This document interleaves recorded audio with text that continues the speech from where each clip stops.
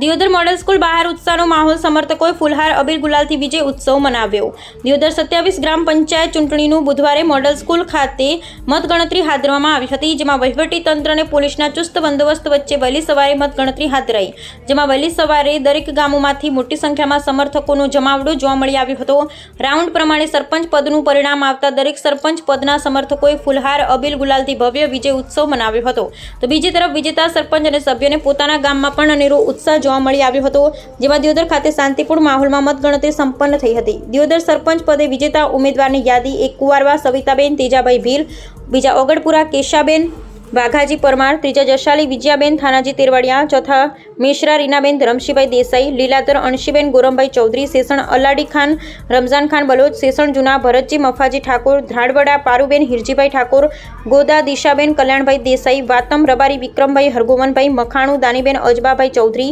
સાલપુરા સંજયકુમાર સોહનજી ઠાકોર જાદવ, ગોલવી સુખીબેન પાંચાભાઈ તરક, ગોલવી જૂના હેતલબેન જોઈતાભાઈ પંડ્યા, સરદારપુરા ગીતાબેન જયંતિભાઈ ચૌધરી, નવાપુરા બાબરાભાઈ સામતાભાઈ ચૌધરી, સોની ભગવાનભાઈ કાંજીભાઈ ચૌધરી, સુરાણા રઘુભાઈ જયસિંહભાઈ જોશી, વડિયા હરેશભાઈ માનાભાઈ માળી, વાતમ જૂના ગોપાલસિંહ વાઘેલા, ચીબડા પરમાર ગોબરભાઈ માઘાભાઈ, વખા સુરેશભાઈ પરમાર।